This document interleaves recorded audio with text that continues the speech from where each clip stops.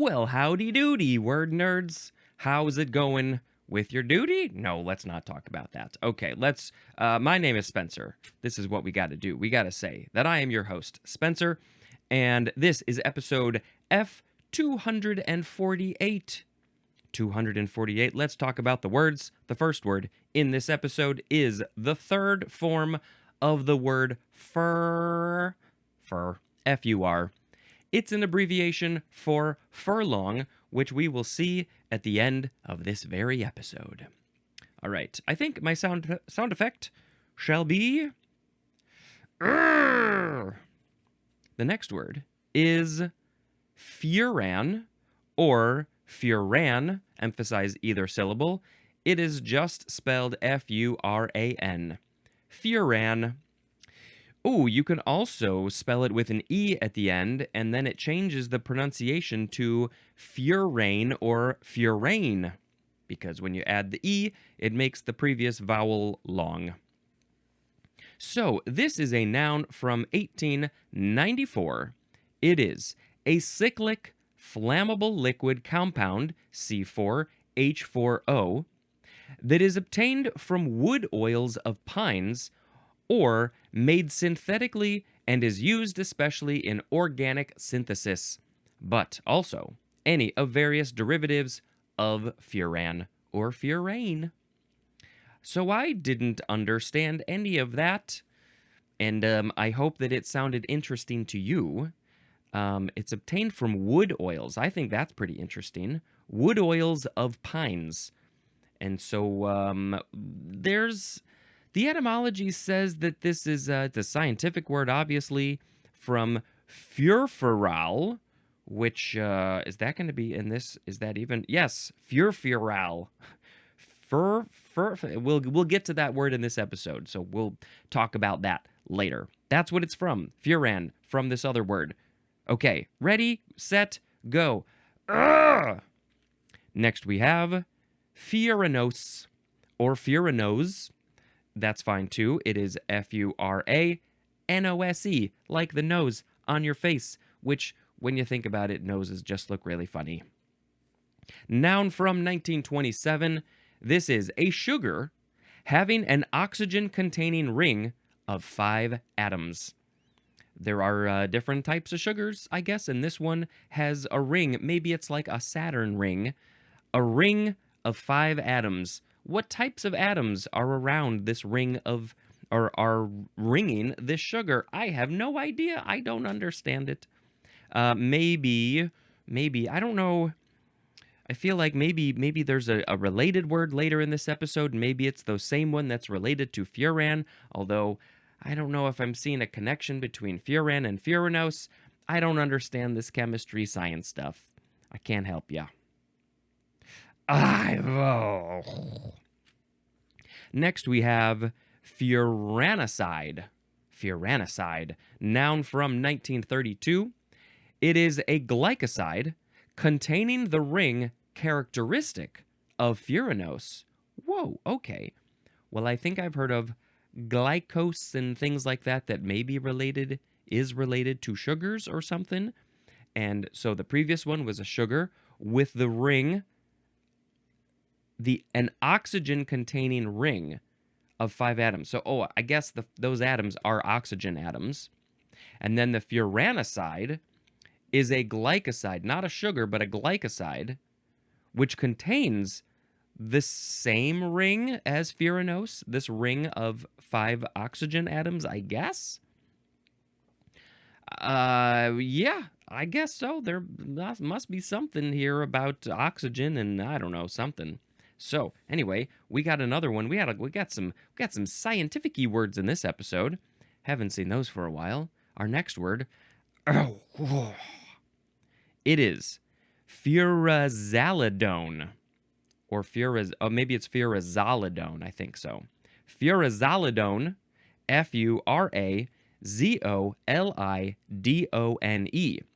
Furazolidone. Noun from 1955. This is an antimicrobial drug, C8H7N3O5, used against bacteria and some protozoa especially in infections of the gastrointestinal tract. Okay, so when you got some problems with your belly, in your gastrointestinal tract somewhere between your stomach and your colon, probably. Maybe you got some bacteria or protozoa, and you could possibly take this antimicrobial drug called furazolidone.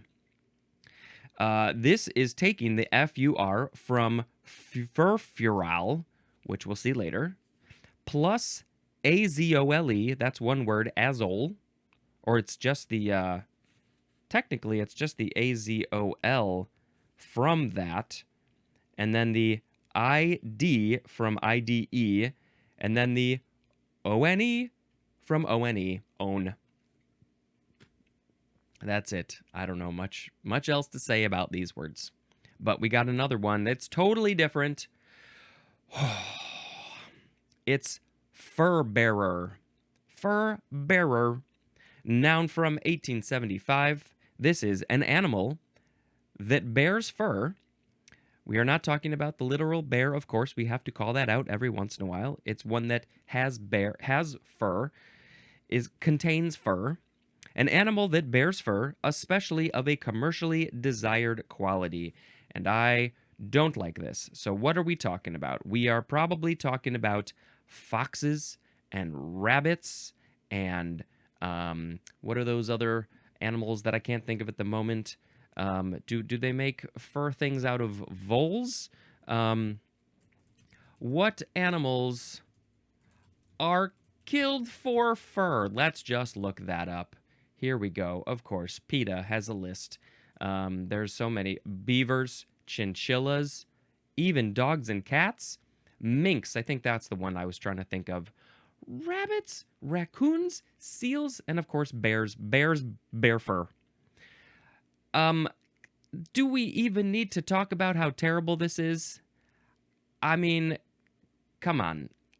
What really, how can you look at any of these animals and be like, I want its fur in a coat, on a jacket, surrounding my face on a hood? I mean, look at their beautiful faces. Come on. Jesus. Okay, so they are fur bearers because they bear the fur that the humans want. You pieces of crap. All right. Ooh, that word makes me so angry. Now we have fur below. By the way, fur bearer is one word. Fur below is also one word. Is that fur? That seems like how it's pronounced. What is it? What is it? Noun from 1702. Number 1, a plaited or gathered piece of material, but especially a flounce on women's clothing. A flounce. Now, did we have the word flounce? We must have had the word flounce at some point. Flouncing about, I assume it is something. I vaguely remember this, I guess. I remember talking about something pleated and all those sorts of things. A flounce, a wide ruffle. Yep, strip of fabric attached at one edge. Yep. Okay, so it's down below because it's at the bottom. A flounce on women's clothing, just a gathered piece of material. It's probably below at the bottom of a thing, and maybe it's made of fur, so it's a fur below. But we also have number 2, something that suggests a fur below, especially in being showy or superfluous. Superfluous, it's just a little extra. It's just not important. It's not practical. It's a fur below. Fur below is also a transitive verb. Can you go fur below my clothes, my women's clothing, because I really need a fur below. So go fur below it. It's a funny word. Where does this word come from? Where does it come from? It is by folk etymology from the French dialect word farbella, which seems Italian to me, but okay, sorry, French dialect, farbella. I don't know what that means. Should we just look up? Maybe we can go to the translation and see if it's going to tell us anything about what this French word might mean. I mean, it's a dialect word, so maybe it's not in here, but you'd hope that they would have it. Farbella. Nope, doesn't really mean anything in French. Let's try Italian. That might get us somewhere. I just want to know what farbella means. Nope, same thing. Don't know, can't help ya. But it's probably something about a gathered piece of material. It's a fur below. And so it seems like it has nothing to do with being below or fur. We just maybe mistranslated it to fur below.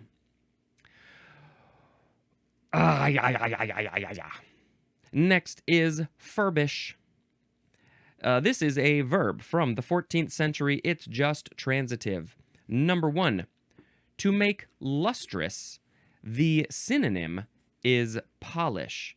So maybe stones, you are furbishing stones, maybe furbishing your shoes, maybe furbishing, what else, what did we, gems and jewels? What else would we polish? The table, maybe furbish the table, the wood table. You gotta polish it up, furbish it. Now this is not a word that we typically hear on its own. I think we usually hear refurbish. I'm refurbishing, but is that the same thing? If you're refurbishing a house, a piece of furniture, you're basically like polishing it up. So it seems like it's the same. Number 2 for furbish is to give a new look to. The synonym is renovate, which surely seems similar to refurbish.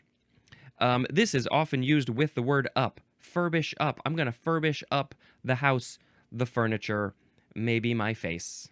I need to furbish my face. I'm going to polish it. What else? I feel like there was something else I thought of that you polish that I have lost it now. I have lost the word, the thing, the idea. Anyway, you can polish lots of things. Your nails, you can furbish your nails. Furbisher, that is a noun. And this word comes from the Anglo-French furbis, which is a stem of furbier, which is of Germanic origin, akin to the Old High German furben, which means to polish. So that's what all it is, polish. But now I'm so curious about refurbishing. What? Isn't this a thing? Am I just making something up? I just saw the word reggae, and I would love to get Bob Marley on, but he's dead. There's also other dead reggae people, but there's also living reggae people, and I would love to have an actual reggae musician on that episode. So, where is refurbish? It's going to be right over here. Yeah, it's really pretty much the same thing. You're just doing it again. You're going to polish it once, and you're going to polish it again. Renovate it and re-renovate it. Renovate. Is it renovate? Probably not. All right, moving on to furcation. Furcation, that's it. Furcation. Noun, I'm going to go on a furcation. I need a furcation from my vacation. What is a furcation? It is a noun from 1646. Number 1, something that is branched. Branches off there, branches off over there. Maybe a road, maybe a tree, maybe something else. The synonym is fork. Maybe there's a fork in the road. It's a furcation in the road. That's what people should say. Oh, we found a furcation in the road. Which direction you want to go? I want to go the road less traveled. I want to go on the road where I read the dictionary in podcast form. Number 2 is the act or process of branching. So this word, I mean, I have heard of bifurcation. That's a much more common word, but it's basically the same. So this is from the Middle Latin furcare, which means to branch. Also from the Latin furca, which means fork. And of course, forks have branches. And roads have branches that are called forks. So they're furcations. And I guess bifurcation, is that more the action of splitting something in two, specifically in two? Maybe there's a trifurcation where you're splitting something into 3. Furcation. Again, A word that you don't really hear so much on its own. You hear it with another part of the word added on. All right, now we're going to move on to furcula. Yeah, furcula. Furcula. It's very close to Dracula. Furcula. What is a furcula? It is a noun from 1859. It is a forked process or part. Now, this is not the process, the action, the process. This is just like a thing on a thing, a part, a growth maybe. A forked process or part as we have a sub-definition. The synonym is wishbone. So the wishbone is forked, it is branched, it is furcated, because there's a point at the top and then it splits off. That's most of what it is. It's two pieces. It is a furcula.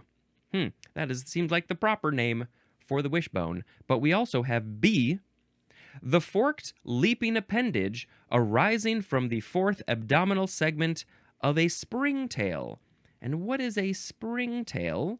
I'm going to guess that it is a bird, maybe? Springtail animal is... Oh, no, this is not a bird at all. Oh, boy. What even is this? Springtails are omnivorous, free-living organisms that prefer moist conditions. They do not directly engage in the decomposition of organic matter. It looks like an insect. Largest of the three lineages of modern hexapods that are no longer considered insects. What is it? What is this thing? Anyway, they have, I would call them antennae coming off the front of its head, but it's called a furcula. In fact, there's the word furcula right there. So, yeah, I don't know. Maybe I need to post a picture of a springtail highlighting its furcula. Interesting. Okay, so that's a springtail. Never heard of that interesting thing. Looks like there's multiple kinds of springtails. So what is that again? It's the forked leaping appendage. Why is it leaping? It's so happy. I'm a leaping appendage. Ooh, the video did not like that at all. Lots of artifacts. It's a leaping appendage arising from the fourth abdominal segment. Oh boy, this is confusing. All right, well, where does this word come from? It is a Latin word which means forked prop. Forked prop? Diminutive of forca, which means fork. So it's a form of a fork. It's a fork. And the wishbone is a fork. All right, moving on to... Now here is that word, furfural. You got to emphasize the first syllable and then a little bit the last syllable. Furfural. Okay, there we go. It is F-U-R-F-U-R-A-L. This was all the way back in, what word? Here we go. The furan is from the word furfural. It's a noun from 1879. It is a liquid aldehyde, C5H4O2, of penetrating odor, that is usually made from plant materials and used especially in making furan or phenolic resins and as a solvent. And that is fantastic information, but it doesn't help me really in any way. This is from the Latin word furfur, which means bran. I don't understand that. Nope. All right, we are going to move on now to furioso. Now, this is not the movie Furiosa. Of course, you add the A to make it feminine, which is a very common thing that people are doing in some languages. That was a great movie. I just was listening to a podcast yesterday, and they mentioned that movie, Furiosa. Great, really fun movie.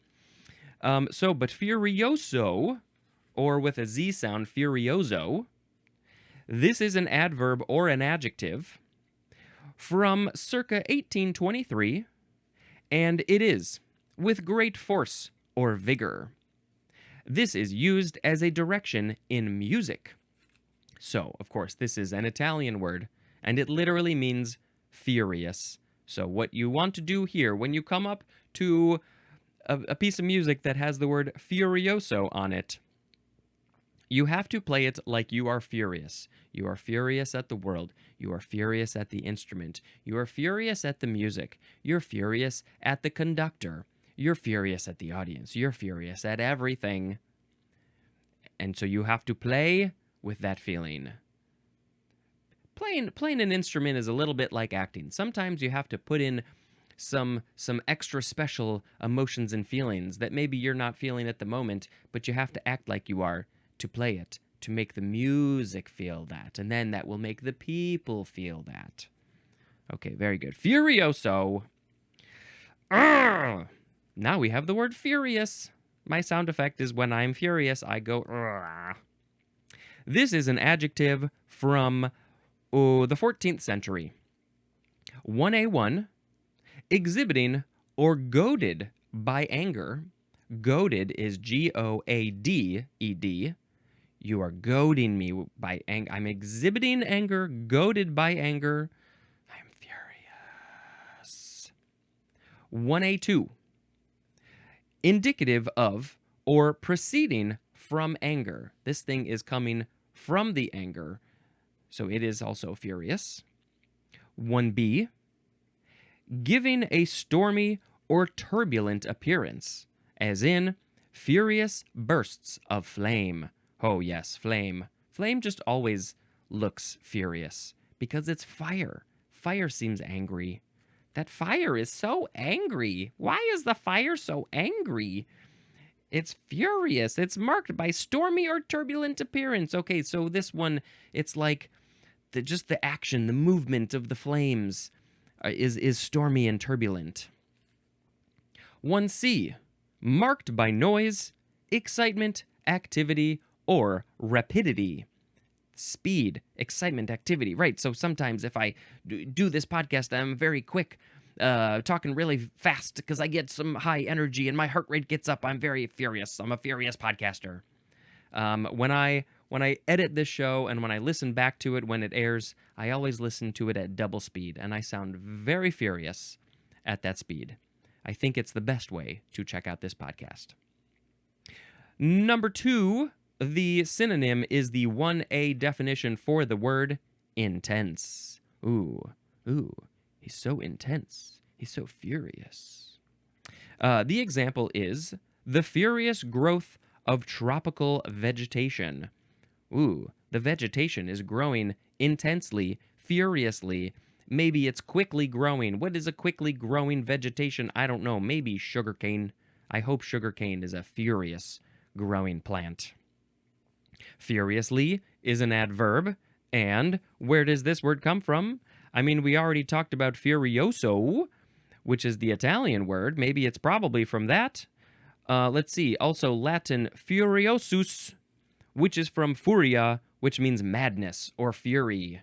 Ooh, yes. Oh, I got the madness. I got the fury. I am furious. So furious with my fury. We'll see fury in a few episodes. All right, now we gotta furious. I don't tend to get furious. I tend to keep my emotions just kind of in the middle. So furious is not a common emotion for me. I don't really like feeling that, for a variety of reasons. It's causing stress on the body. And then, of course, there was something that will have caused me to be furious, and I wouldn't like that because then it made me furious. So, of course, I don't like it. And you don't know, when your emotions get so excited, so extreme like this, you kind of lose a little control, and it's hard to control what you're thinking and feeling and doing and saying. And so I don't want to get into that state because I don't know what I'm going to do. I might turn into the Hulk. I could. I worry what I would do if I really, really got furious. But luckily, I don't typically get there, and don't want to get there, ever. So don't make me furious. Now we have the word furl, F-U-R-L. First form, verb from 1556. Starting with transitive.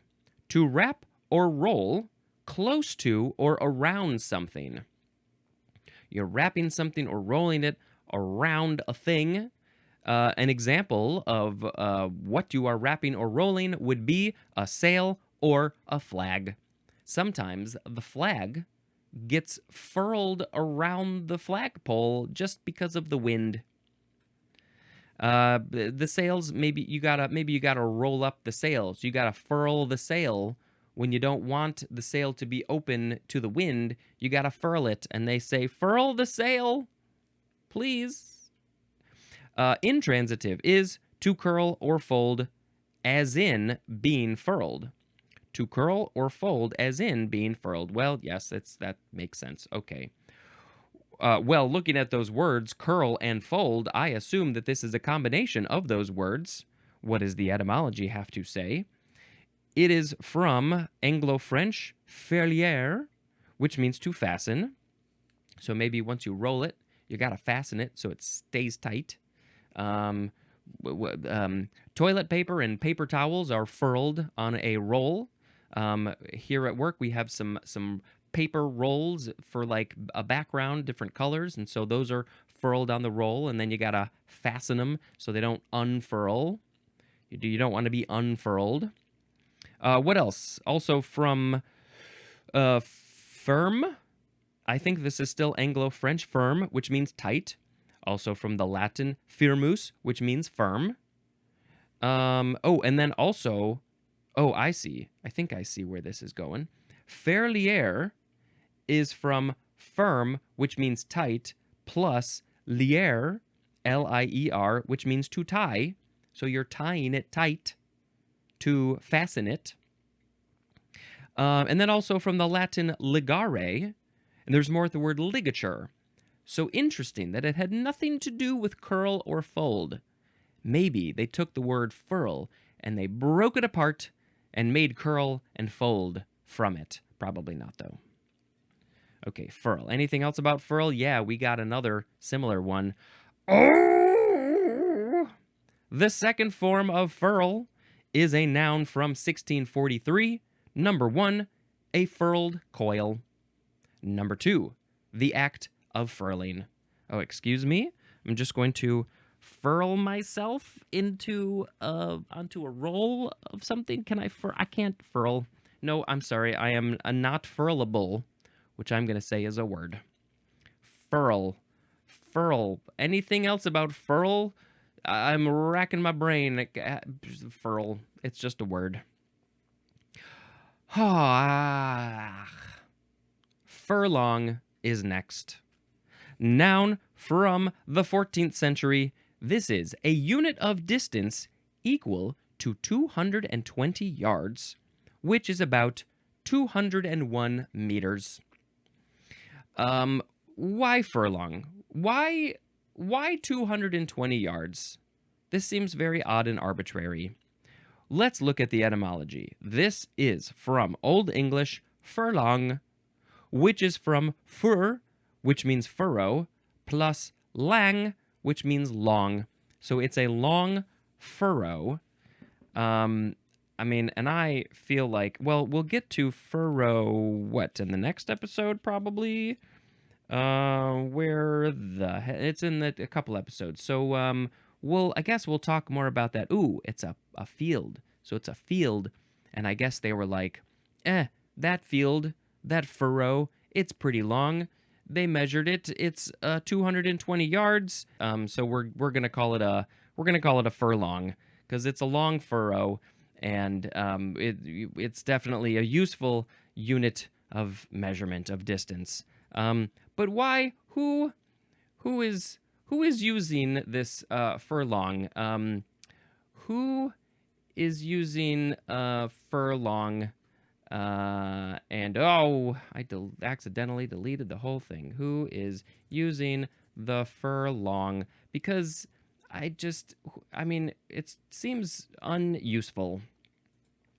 Horse racing, agriculture and surveying, highway signs in Myanmar, and city planning city planning and land measurement with the historical context with modern echoes. Okay.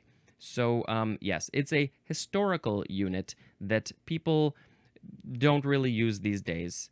It says today, its use is mainly limited to specific fields and contexts due to tradition and the persistence of established practices. So, yeah, if somebody asks you to measure some furlongs, you should be like, I'm sorry, that's antiquated, and I don't really feel like it because that's a long distance. It's a furlong distance. Ho, ho, ho. Okay. Moving on to furlough. First form, Furlough. This is a noun from 1625. It is a leave of absence from duty granted especially to a soldier. Also, a document authorizing such a leave of absence. So when you say, I want to go on furlough, I need a little bit of a break from the war. I'm sorry. Sorry, guys, I'm just done with all this fighting and shooting. I just need to take a break. Do you guys need a break too? Should we go take a furlough? Give us this document called the furlough. And we're all just gonna take a little leave of absence from all the fighting. It's getting a little bit too much. You know, can we schedule in some regular breaks in this war so we can all have a day to rest maybe or something? Maybe a whole 7 days a week to rest? Let's just cancel the whole war. We need a furlough. This word is from the Dutch verlof, which literally means permission. So yes, the government in the military situation, it would be the government who is giving you permission to leave, to take your leave of absence. From the Middle Dutch ver, which means for, plus lof, which means permission. So it's for permission. Akin to the Middle High German Lub, which means permission. And there's more at the words for, the prefix for, and the word leave. Take your leave, go leave right now, because you're on furlough. And let's move on to one more. It's the second form of furlough. This is a transitive verb from 1781. Number 1, to grant a furlough to. And number 2, to lay off from work. So that one kind of takes it to another level. It's not just a temporary leave of absence. It is a, you know what? We don't need you anymore. So we're going to lay you off. We're going to furlough you. Sorry. I know it sucks. You really need a job, but we can't afford you. It's not helpful. We don't need that role anymore. Whatever it is. People get furloughed. Okay. No, nothing else for that. But what we do have, what we do really need to do is pick a word of the episode. Spencer needs to pick a word of the episode before he can end the show. Today we had fur, furan, furanos, furanicide, furazolidone, fur bearer, fur below, furbish, furcation, furcula, furfural, furioso, furious, furl, furlong, furlough, and furlough. Let's see. Well, obviously, I'm not going to pick any of the chemical words. Didn't care so much for those. Let's see. Well, the furcula was kind of interesting. Obviously, furious is it's a thing. It's an emotion. It's a feeling. It's a big thing. I don't know. Maybe let's just pick furioso as the word of the episode, where in the musical term you gotta do it furiously. I'm singing this song furioso in a furioso way. I'm so furious when I sing the furioso song. Yeah, that was wonderful. Not really, but that's okay. Okay. So, it's movie time. Here we go. Let's talk about another movie. We watched The Wedding Banquet, and I couldn't remember which one this was just by title. And then I was like, oh yes, I saw the trailers for this. I really wanted to see it. Because Sharon said, let's watch The Wedding Banquet. And I said, okay. And it's so good. This is one of those movies which I feel like has been a lot more common in recent years, like that movie Oh Hi that I also watched and told you about, which of course you are listening to every episode and you heard me do that. Um, it's this really fascinating blend of straight up comedy, but also really, really real. And it's hard to do that. It's not like Naked Gun level comedy or something weird like that. It's realistic comedy of interesting characters being in funny situations or saying funny things. I guess this would probably be more described as a drama, but I mean, there's a lot of comedy in it too. Um, just, I just appreciated how real it felt. That is always something that I can't help but think of when I'm watching movies: is how real is this? Obviously, there are movies that are not meant to be real at all, and I appreciate that too. But between the story and the writing and the like what people are literally saying and the acting, it felt really real. Granted, the situation that they are in got very ridiculous and convoluted, almost like a sitcom or one of those almost screwball comedies from the early days, but it doesn't really get totally played off like that. It still feels real. And I thought it was really good. And the acting, fantastic across the board, from serious stuff to funny stuff. And also, like, funny stuff in a serious scene. They just felt like real people. And I thought it was really good. And it's totally, totally worth a watch. The Wedding Banquet. Go watch it. It will be worth your time. All right. That's it. I got nothing else to say. Well, let's just hang out. What you up to? How's it hanging? All right. This has been Spencer, dispensing information. Goodbye.